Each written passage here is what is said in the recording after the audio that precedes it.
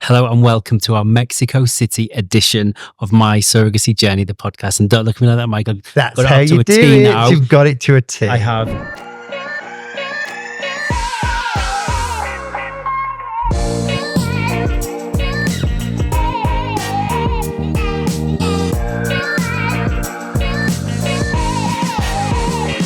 So we are very immersed in one, this gorgeous country, but two, helping set the standard, aren't we, Wes? That's what we're doing here. We are. And Michael, as I started, why don't you introduce our amazing guest? Well, if you did listen to the last episode, you would have heard the wonderful story of how our surrogates and IPs are supported by the incredibly wonderful and talented Dr. Florencia. Hello. Hello, I'm Dr. Florencia Covarrubias. I didn't want to completely get that wrong because it sounds so gorgeous the way you say it, but hello. I've been practicing. It's great to be back. Good to have you back. So yes, we're talking birth and hospital requirement. And I think some intending parents will come with this preconception of what to expect in Mexico City. So let's go straight into it, right? So what should intending parents expect from a typical birthing experience in Mexico, particularly with your team? So everyone's included in the experience and we take care of everyone's experience. So intended parents can expect to be informed of everything that's happening. Today, what we can do in the hospital is one of the parents can come inside the birthing room, if it's a C-section or if it's a vaginal birth. After the birth, they can both see the baby in the nursery and then spend the whole day with the baby in their room. That's like a very short way to say everything that's going on. But just to make sure that you know, IPs, that you will see the baby when the baby is born and be with them the whole time when the baby's in the hospital until discharge. And I think that's an important element. And I think we should need to be really clear about the differences here. That isn't just because that this is a surrogacy birth. That's what happens to everyone, right? Sure. So everyone can come so every parent can come inside the surgery or inside the vaginal birth room and see when the baby is born and hold the baby right after they take their very first breath. And as soon as we cut the umbilical cord, parents can spend time with their baby. Yes. And I suppose, in a non-surrogacy scenario, that would be typically the intended mother. I'm getting the words wrong here, but the mother and the father potentially. Yes. Yeah. So they would both access and be able to see that process of their child being born. Yeah. So we're used to having them inside. Yes. And in a scenario where it's a surrogacy birth, we're looking at the surrogate obviously being there because she's playing a major part here, right? Yeah. And then one of the intended parents. Exactly. Yes. So I think that might be a difficult decision for some people, and some people may say, well, like we did, if one of us can't go in, then we're both not going to go in, and we'll both then experience. And you make that choice, then, and you make that choice. But I think what's important here is that decision is for everyone, and it's not. Unfortunately, that's how it is. That's kind of the standard rule over here and that particular hospital, and we have to just manage that and respect it. And I think that this is how births happen in Mexico City, right? And we have to manage expectations, and that's why I think this podcast would be a really good tool to do that, because it helps people right from the start of the journey manage their expectations. So they're going into it knowing that this is what I'm going to get. Yes, and they can take pictures so they can show the other IP how the baby was born. Yes. Yeah. And one of the differences in the UK when babies are born here is the nursery setup, which, if you've watched a lot of American TV or cartoons and you see these rows of little cribs with babies all in them, I didn't think that actually exists in actual real life, but that's the nursery. That's where the babies will go and be cared for. And that's perfectly normal. There's a space in the hospital that's meant for the babies, and only the babies. There's always a neonatologist that's a specialized pediatrician who specializes in newborn babies. There's a neonatologist on call 24/7, so babies are taken care of. And also, I think it's very important for the IPs to know that the only way that a baby can go out from the nursery is with a police from the hospital and a nurse. So they're all identified. So there are not babies just going around the randomly. hospital. Yes. Yeah. So the police and the nurse go with the baby from the nursery to the intended parents and Wow. surrogate. Yes. Amazing. And the nursery scenario, is that just for overnight? And can the baby be with the surrogate and the intended parents in their room throughout the day so they can manage all the feeding and all of the access and changing? So babies can spend the whole day in the room where the surrogate and the IPs are, and then just spend the night at the nursery. Sometimes they take them to the nursery if they need to check their vital signs or maybe to give them a bath. That's once before they discharge them. But most of the time, they are in the room. And how long typically, so, baby's been born, how long will the baby stay in the hospital for before discharge? So usually it's the same time the surrogate spends in the hospital. For a vaginal birth is 1 or 2 nights, most typically 2. And it also depends at what time this baby decides to be born, because it's not the same 2 a.m. than 2 p.m. Yeah. And for a C-section, 2 or 3 nights. And this has just popped into my head. When a baby is in the nursery overnight, who feeds the baby through that night period? So IPs, surrogate, and pediatrician can come to terms to what are they feeding the baby. But if it's formula, for example, then the nurses in the nursery feed the baby. Feed the baby. Okay. I think good to know, and just good to let people aware. And I think one of the advantages of this particular hospital that we work in is that there's a hotel on site, right? So intended parents can be as close to the baby as possible, so that the minute that they can access the room to be with the surrogate and potentially the baby the next day, they can be there, right? Yes, they don't have to go out to the street. They just cross the parking lot, and then the hotel is there. The hotel, yes. Yeah, we've seen great. it. We have seen it. It's a great hotel, and to be fair, it's an amazing hospital. But I think having that hotel there is just another benefit of a great hospital. Totally. And we at MSJ team will help you manage that. We'll help you book it. We'll Help you facilitate get to for it. you. Do all of that. Let's just go back one. Just tell us a bit about the hospital, because I've seen it. You've seen it, Wes, and it is out of this world. Tell us a bit more about just how wonderful it is. Describe it all to us. So Hospital Ángeles Pedregal is the best hospital in Mexico City, and most probably in the whole country. The reason why I work there and why I receive babies there is because we have all the quality of care that we want for surrogates, and also all the resources we need if something comes out of plan. Yeah. Just like the construction is beautiful, but it's also what they can offer. It's what's best for our surrogates and our patients. Yeah. Tell us, what are those vital departments that are there that are really going to keep everybody safe?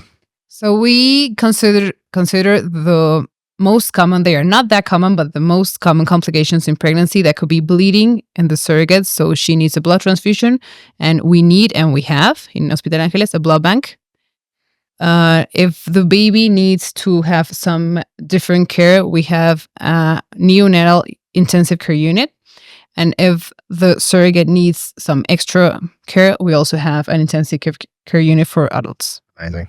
So let's skip back to, we've gone to the most important bit and like the baby's been born, and we're looking at how that care goes on. But so let's get to the point where we're preparing for the birth, and how is that approached, and who's considered, is there a birthing preparation plan, and how do you approach that, doctor, with the team? So I know some people recommend the birthing plan to be done like getting to the end of the pregnancy, but honestly, I've been pregnant, and that's something you think, and it's going through your mind since the beginning of the pregnancy. So this is an ongoing conversation in every consult. If the surrogate has any kind of questions, what does a vaginal birth mean? What does a C-section mean? We can be covering it during the prenatal control. And also in the 3rd trimester, what I always tell the surrogates and patients is the most important thing about a birthing plan is it has to be flexible, because sometimes you want to stay home with contractions and until you have 6 centimeters of dilation, and then your water breaks. and babies do whatever they want, as I told you. So it has to be very flexible. But you can have non-negotiables. So who's going to take care of you? What hospital are you going to go with? Who's your first one to call?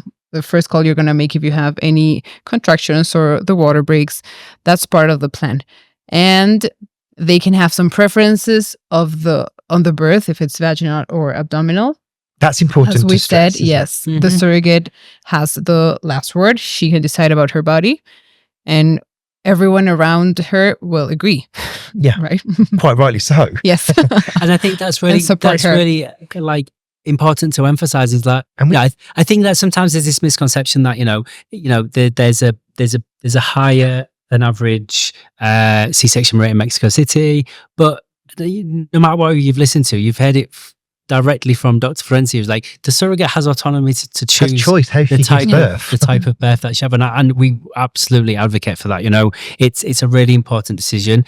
I think it should be in close conversation with the intended parents, and everyone should be considered in it. But ultimately, she has to feel comfortable and to be able to deliver in the way that she wants to. Of course, there are some cases where I recommend some of this way of birth. If the baby is in a breech position, that's not the head down. If they're twins, so there are some very specific situations where the C-section is programmed. Yeah. And then there are other C-sections that we make the decision during labor. The emergency type situations. Exactly, emergency. And also there's like the elective C-section. That's when the surrogate doesn't want to go through labor, and then we can schedule a C-section just because she wants to, and that's okay. And what weeks are you allowed to do an elective C-section in Mexico? 39 weeks. 39. If we can get there. Same as the UK. Same as the UK. Yeah, 39. Ours came at 39, didn't they? Both of them. Yeah. Is when we know the babies will most probably don't need any extra attention or extra care. Yes. When we can, we wait. If we choose the date, we wait on it until 39 weeks. If the baby chooses the date, then we do whatever they say. So let's look at who is then present at the birth. So tell us, how does that look when we're working with you and you're working with our surrogates? So the birthing room is crowded, honestly. Everyone has an objective. There's no one only seeing or watching. Everyone has like a reason to be there. But usually we are 2 gynecologists. Hospital Angeles has some residents, OBGYN residents, so there's 3 gynecologists, the anesthesiologist, that's 4 people, 2 nurses, the one that's taking care of the medical team, another one who's going outside to bring material. From pediatrician, 1 or 2 pediatricians, and then surrogate and IP. So almost 10 people. Almost 10 people. That is a team. And is that 10 people for a vaginal birth? Maybe only 1 nurse for a vaginal birth. But that's still a significant team. Yes, you wouldn't get that in the UK. No, you really don't. No, and for me, it fills me as this organisation full of absolute confidence that they're getting the best care, and everyone that needs to be there is there. Yeah. So we're also very excited to meet this baby that we've been taking care for the last 10 months almost. So everyone is like a cheerleader for the surrogate, and we're always expecting to know the baby and their name, and it's like a very nice experience and the most important moment for parents also, for IPs. But I think just one bit that came to me then. It's making me get all welled up. It's that continuity of care all the way through, in that process through pregnancy and birth in the UK, you just would not have that continuity of people that manage your case all the way through. And I think that's another massive advantage to this process here and your team, because you know them all the way through, and you build that rapport with them, because then the intended parents and the surrogates they trust you, they become confident with you, and they are, reassured because you've been dealing with them from 12 weeks. So we make a very big effort that everyone feels seen and listened to and part of our team and part of something. My nurse, my assistant, my medical team, we always speak to the surrogates by name, speak to the IPs by name, speak to the babies by name. So like we have very close relationships, so everyone, like, we don't want you to feel like another number or like yes. And this is why I think, you know, why we're doing what we're doing to the level that we're doing it.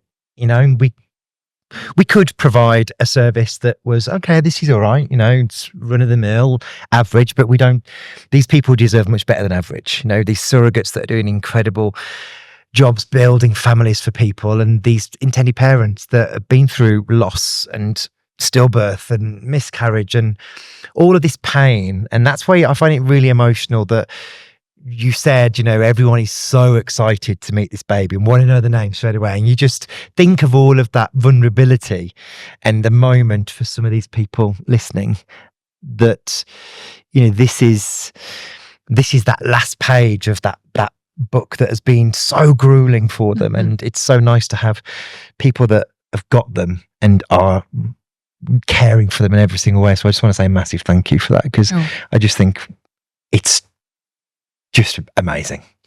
Like, I really don't want to brag, but I can't see how this can be done differently. As I just said a couple of minutes ago, it takes from me the same effort to be very, very kind and inclusive than to be harsh and rude. So for myself and and the way I live, I rather be very kind with patients. They are going through. So surrogates go through pregnancy that's very hard. Their body changes. They're going through some kind of surgery. It could be a vaginal birth, but their bodies change in that moment. And then the IPs are forming a family. They're receiving a baby. So I don't think any of the team can just say we're delivering a baby and then go home. We're forming a family. Yes. And that's why we're working with you, because it's exactly why we're working with you. Let's talk. I think we've covered everything else, but I think one thing that is really, we kind of need to just like map through is what's the discharge process, and what should people consider. And then I also think about, let's talk as well about vaccinations, because I think that's another thing that people might want to think about and consider. So let's do question one first. Sorry. So what's the discharge process? So the day of the discharge, I go and check the surrogate that everything is okay with her vital signs and her recovery from vaginal birth or C-section. And then in a team with the pediatrician, he is going to discharge the baby. The only thing the hospital asks us, or they are making insistent of doing, it's part of their policy, isn't it? Is that when the baby is discharged, the surrogate needs to sign, and then the baby can go with the IPs. And what type have you talked about the pediatric check there? Just give us a quick overview of the type of checks that the pediatrician does. So he's lovely. So he's very experience oriented. He's very kind. So some of these couples or these IPs are receiving their first baby. Yeah. And as we all did with our first baby, we have a lot of questions, a lot of fears. So first, they can have a prenatal consult with a pediatrician so they know what to expect from the day of the birth. And also, he explains what happens inside the birthing room, and also the first days at home. How often the baby is fed, how do they change a diaper. Hospital Angeles, the day before discharge, has a bathing class. So they teach, yes. Oh my, did you know this? Not to this extent, no. Yeah, so they teach you how to bathe, to give a bath to your baby. That's very exciting also, because there's a lot of questions on how to take care of the umbilical cord and how to change a diaper and when to know if there are enough diapers a day. So that's like a tutorial of first of newborns. That's with the pediatrician. We excuse me. Now we provide our intended parents with some support from the Mindful Birth Group, so they get some of that, in advance. But I think having some more at the hospital when the baby's there is a really nice touch, and I think it's going to give, because I think when you're first a parent and you're given this baby and you're terrifying, isn't it? Terrifying. Like, what do I do? And it's like, it's been so wanted, but then you're like, shit. You're like, oh my God, I'm going to break break Break it. it, yes. But you don't realise how bendy these little things are. They're great, you know. But I think that's going to be a really nice touch. And I think it's going to give our intended I parent didn't know that. and the surrogates, because the surrogates are really, they want to ensure that the intended parents are confident. And they watch with joy. You know, you can see surrogates looking them and feeling really proud and accomplished with themselves, what they've just done. You know, surrogates in the UK, you know, shout out to Gina and Hayley in particular, they have said that they feel the most empowered watching the parents with the baby they've just delivered and seeing that I did that. I'm just getting that family. Goosebumps talking about it. And they're part of this happiness. Yeah. I didn't realise you did that level of almost like education with No, but new I parents. think it's That's a really wonderful. nice touch that the intended parents have access to the paediatrician pre-birth, because then it's about managing expectations and helping their anxiety around what's going to be happening and how is it going to work and what's that going to look like. So usually at 36 weeks is when I suggest the IPs meet the pediatrician. Even with my patients who live in Mexico City, this is an online consultation, just so you get to know the face of who's going to be inside the birthing room. Yeah. And do you deliver all the babies? Is that mainly you, or is it a couple of you? Mainly me. Yes. I think I love you even more now. So before we finish then, let's talk about vaccinations, because I don't know what the standard protocol is in Mexico City for vaccinations, or what type of vaccinations the baby would automatically get and how that would differ from any country that they're coming from. But I'm assuming, Doctor, that this would be a conversation pre-birth around vaccinations, what the standard What is. is standard? Yeah. Do you know? Yeah, No. I don't know. What are the So standard? first we have vaccinations through pregnancy. If the surrogate is pregnant around flu season, we need to put a flu vaccine to the surrogate. That prevents her of having any complications if she gets the flu. And is that wintertime? Wintertime, yeah, around from October to maybe February. Okay. Then Tdap, that's pertussis. So I'm translating this in my Go on, translate it. tetanus. Tetanus, yeah? Not sure. Yes. Yeah, Can't it is. That's remember right. the other That's one. right. Yes. So this is to prevent the mother from getting the infection and also giving some antibiotics to the baby. This is from week 27 to 36 of pregnancy.